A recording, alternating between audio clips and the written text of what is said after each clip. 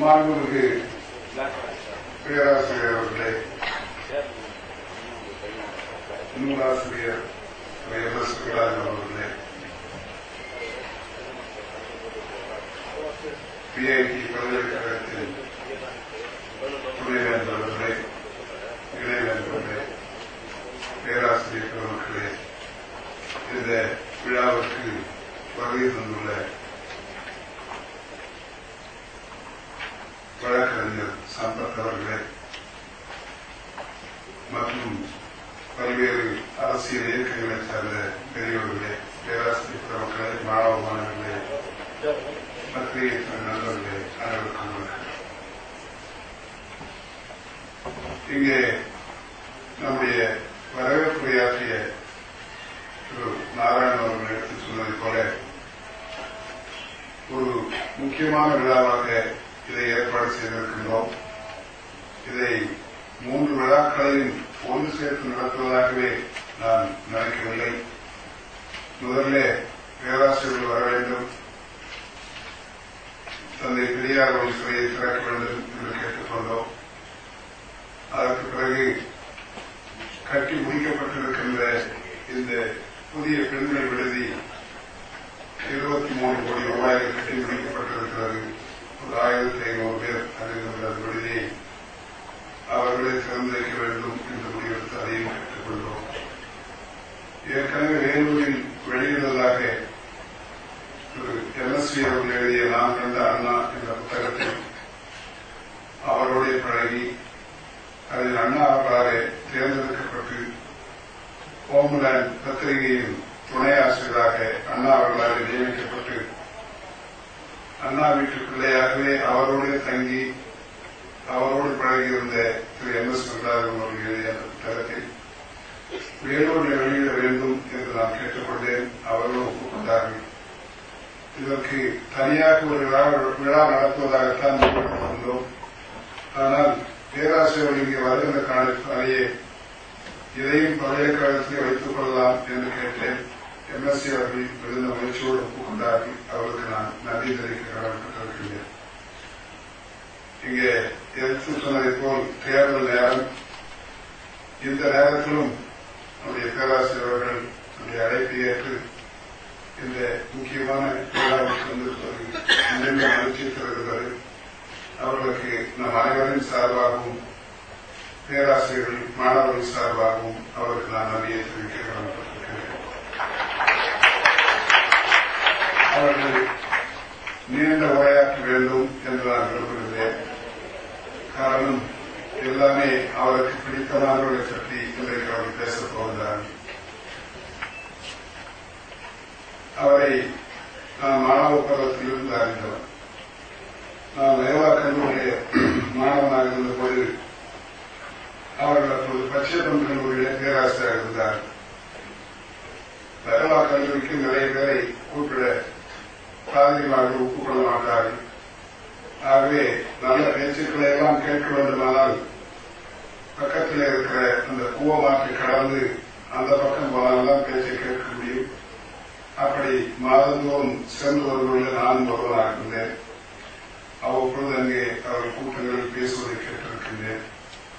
அதற்கு பிறகு அவர்கள் 1957 சட்டமன்றத்திற்கு போனார்கள். 62 நான் சட்டக்கல்லூரி மாணவனாக இருந்தபோது அவர்கள் 62 வேட்பாளர். எங்களால் முடிந்தவரை நாங்கள் எல்லாம் அவருக்கு தெரியாது, நாங்கள் எல்லாம் வாக்கு சேகரித்தோம் அவருக்காக. 67 நான் எதிர்பார்க்கவில்லை. அவருக்கு சமமாக நானும் நாடாளுமன்றத்திலே சென்று அமர்கின்ற வாய்ப்பை, தலைவரோடு தொண்டனாக சென்று அவரோடு அமர்கின்ற வாய்ப்பை அதில் அண்ணா அவர்கள் அளித்தார்கள்.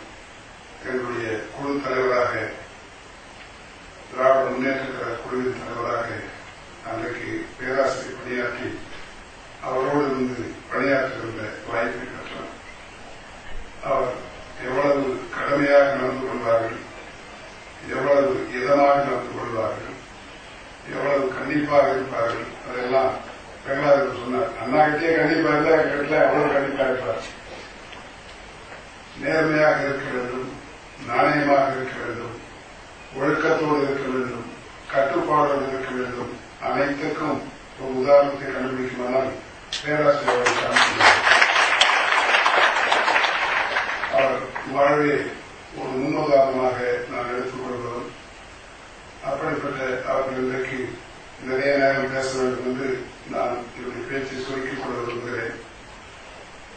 இங்கே இந்த விடுதி பெயரை பல பேர் பார்த்திருக்கிறேன். பல பேருக்கு அது என்ன என்றே கூட புரிந்திருக்காது. அது என்ன சூக்கி என்று.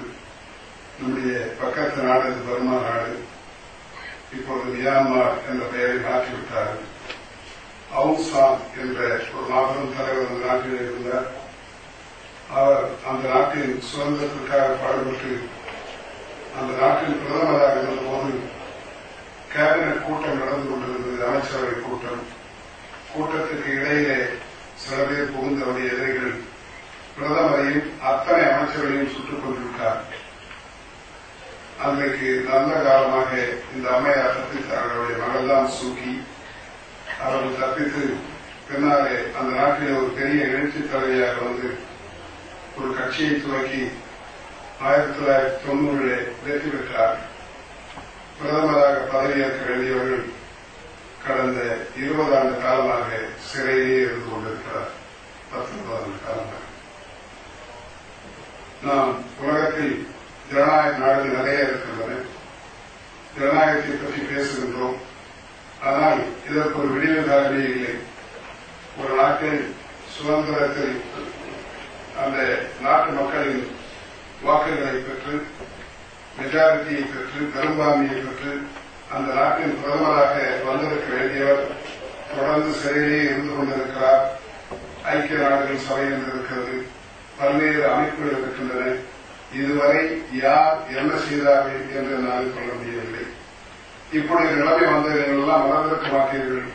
பங்களாதேஷில் கிழக்கு பாகிஸ்தானில் இப்படி நிலைமை வந்தது. அன்றைக்கு முஜிபுர் ரஹ்மான் மிக பெரும்பான்மையை பெற்று பிரதமர் பதவிக்கு தயாரான பிரதமராக பதவியேற்க வேண்டிய நேரத்தில் அவரை கொண்டு போய் சிறையில் வைத்தார். பாகிஸ்தான் அரசாங்கம் இன்றைக்கு நடந்தது. அன்றைக்கு அதற்கு ஒரு விடிவு காலம் வந்ததற்கு காரணம் அன்றைக்கு ஒரு தைரியமான பெண்மணி இந்திரா காந்தி இருந்தார். தலையிட்டு அதை காப்பாற்றி ஒரு தனிநாடாக மாற்றி முஜிபுர் ரஹ்மான் சிறையில் இருந்து அழைத்து வந்து பிரதமராக்கினார். அப்படிப்பட்ட ஒரு தைரியமான நபர்களுக்கு உலகில் இல்லை என்று நான் நினைக்கின்றேன். எங்கே மக்களுக்கு பிரச்சனை வந்தாலும் சமத்துவத்திற்கு போராடினாலும் சுதந்திரத்திற்கு போராடினாலும் அது உள்நாட்டு விவகாரம் என்று விட்டுவிடாமல் அது பர்மாவாக இருந்தாலும் இலங்கையாக இருந்தாலும் பக்கத்து நாடுகள் நிச்சயமாக தலையிட வேண்டும் என்று நான் கேட்டுக்கொள்கிறேன். மக்களை காப்பாற்றுவதற்கும் சுதந்திரத்தை காப்பாற்றுவதற்கும் மக்களுடைய வாக்குகளை மதிப்பதற்கும் இந்த உலகத்திலே வழி ஏற்பட வேண்டும். அதனால்தான் அவர் எங்கோ சிறையிலே இருக்கிறார். அவருக்கு இன்றைக்கு தெரிந்திருக்கார். விஐபியிலே தன்னுடைய பெயராலே ஒரு விடுதி திறக்கப்படுகிறது. மிக பெரும் தலைவர்கள் வந்து அந்த விடுதியை துவங்கி வைக்கிறார்கள் என்று சூழ்நிலைக்கு இதுவரை அந்த செய்தி போகாமல் இருக்கலாம். இனி போவதற்கு வாய்ப்பு இருக்கிறது என்று நான் கருதுகின்றேன். ஆனாலும் அப்படி சுதந்திரத்திற்காக பாடுபடுகின்ற மக்களுடைய தலைவியை நிறைவேறி கொண்டு இன்றைக்கு அந்த விடுதியை துவக்கி இருக்கிறோம். தந்தை பெரியாருடைய உருவச்சிலையை நீண்ட நாட்களாக திறந்து வைக்க வேண்டும் என்ற ஆசை உண்டு. பெரியாருடைய சிலையும் பேரறிஞர் அண்ணாவின் சிலையும் இங்கு திறக்க வேண்டும் என்று முடிவெடுத்து அதில் அண்ணாவுடைய சிலையை திறந்து வைப்பதற்கு கலைஞர்களுக்கு தேதி கேட்டு தேதியும் கொடுத்து விட்டார். ஆனால் அதற்கு பிறகு அவர் உடல்நிலை சரியில்லாமல் போனதாலே அது ஒத்திவைக்கப்பட்டிருக்கிறது. அவர்கள் என்றைக்கு வர இருக்கிறார்களோ அன்றைக்கு